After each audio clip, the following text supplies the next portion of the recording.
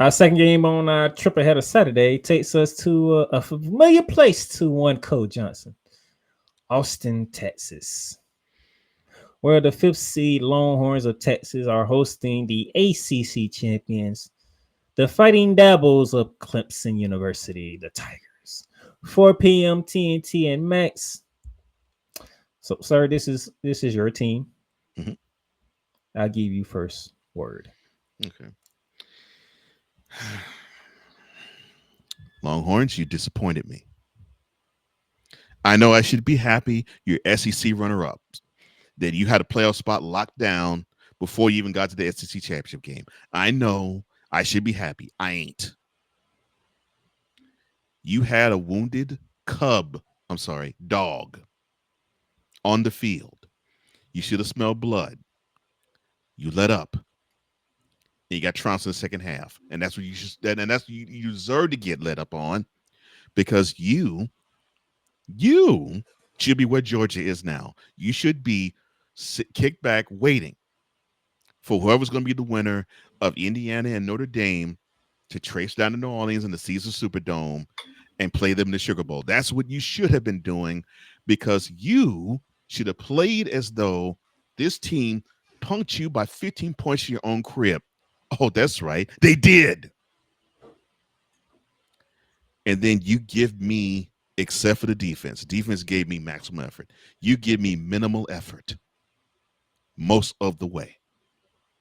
You had a good drive here and a good drive there, but you gave me minimal effort.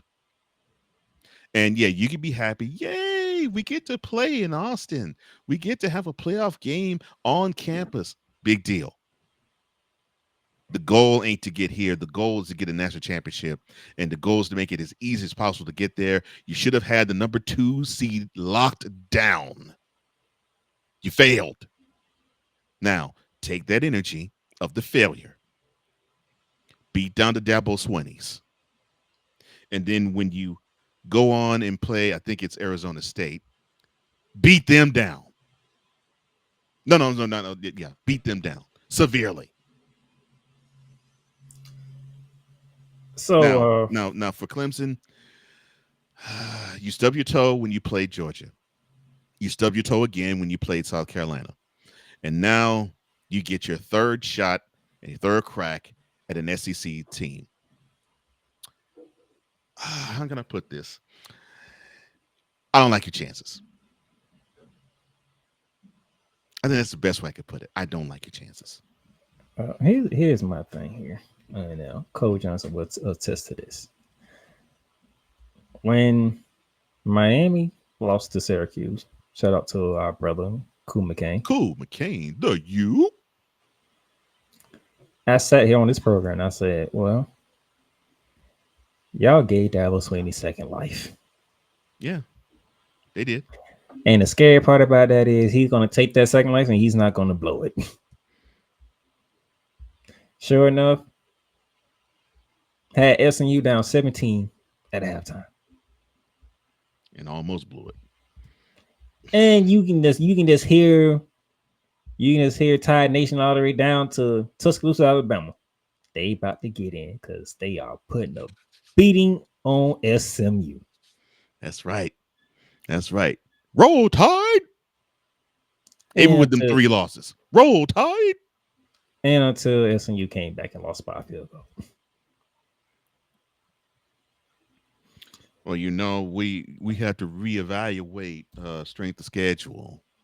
There's We're no not gonna way. rehash that. We're not gonna rehash that. We talked about that in the last show. If you want to hear all that, go back to the last episode. We went in on that part, okay? And we're not gonna do it here. This is all about the first round matchups. I'm sorry.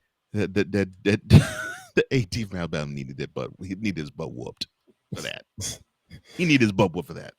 So Dabo Swinney is heading to a very warm place, sir. Yeah, In Austin's your from. in your building, Hmm. it's looking like it's gonna be 61. Yeah, I'm about to say yeah. No, that's temperate. That's normal. That's how it is around this time of year. And that's the average wise, that's the coldest that Texas gets. So, well, at least Austin on down south. So doesn't surprise me. It's going to be for Texans cold. For most of the people, balmy and warm. Like Clemson. Right. We're gonna feel like So a normal day to them. yeah, so they won't be affected. So yeah, and I knew that what weather won't be a factor in this game unless it rained or it was sleeting, and it can at times sleet down there, but it's rare. And here's the But funny thing when I yeah, look at the the Clemson. weather's fine. Weather's We're fine. talking about a 10-3 Clemson team who won the Atlantic Coast Conference, right? Correct. Most people should say don't even deserve it, no, but hey, Miami screwed it up. Well, it doesn't matter if they don't deserve it or not. They're one of the two best teams in the ACC. They earned it. We talked about Cam Ward, and I mentioned Cam Ward winning the David O'Brien Trophy. That's the best quarterback in football. Congratulations. He's one of my favorite players of college football right now. But Caleb Klubnik has thrown for with 3,300 yards. And I don't think a lot of people know that. No, no. Like I Yes, said, the only thing we know about ACC, we didn't even people didn't even know that SMU belonged to SEC. I mean we're ACC. talking we're talking 33 touchdowns to 5 interceptions. The only thing people knew about the ACC was that the U was coming back and Florida State was sticking up the joint. That's the only thing we knew about the AC. Oh, and Florida was suing to get out the conference. Those makes That's the this only things we conversation knew so about the crazy ACC. because Cole Johnson, you've been around football longer than I have. Mm-hmm. When you hear a quarterback that's throwing for with 3,300 yards, with 33 touchdowns and 5 interceptions, that's who everybody's talking about. No, that's what everybody should be talking about. But it's amazing you're not hearing a lot of talk about him, aren't you? No. Mm-hmm. 3,303 yards passing with 33 touchdowns and 5 interceptions. That man's almost at 7-to-1 ratio. In college. We talking close to 7-to-1. And we ain't talking about Caleb Klubnik. He wasn't mentioning in a Heisman finalist. He wasn't even mentioning about the David O'Brien award. Nope. The only two quarterbacks that was mentioned in the Heisman were Dylan Gabriel from Oregon and Cam Ward from Miami. That's correct.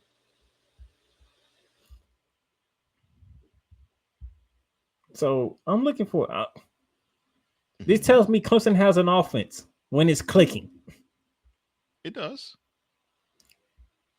But as you said earlier, this is their third crack at a Southeastern Conference team. Mm-hmm. We're talking about a conference that plays defense. Mm-hmm. Georgia held them to 6 in week 1. South Carolina walked into the ACC's Death Valley and held them to 14.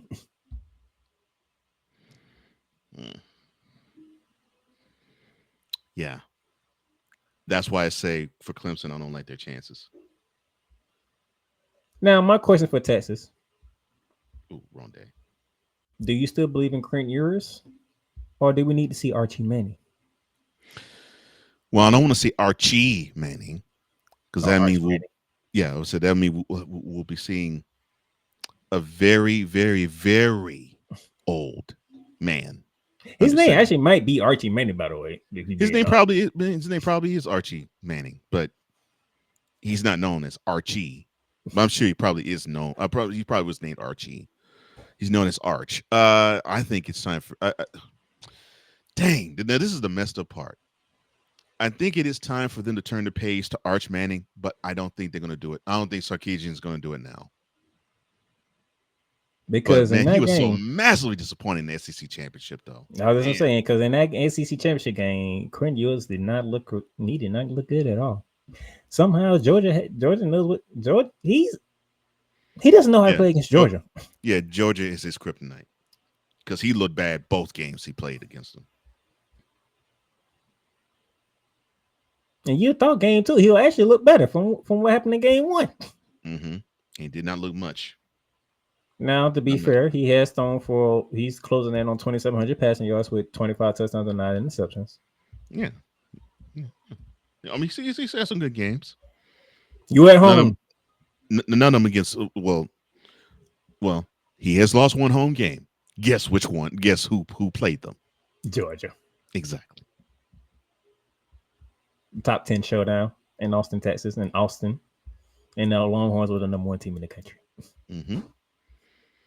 And he tanked that, and he tanked the SEC championship game. I'm Technically, still. the last two games they haven't looked good. Now you Okay. came you won at Texas A&M, but that was not a good offensive showing. No, it wasn't a good. They did run the ball pretty well. They just couldn't throw it.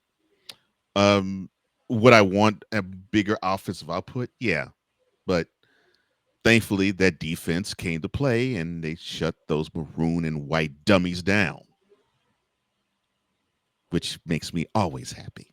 So the question is one for Dabo Sweeney and the Clemson Tigers: can you handle the defense from the SEC?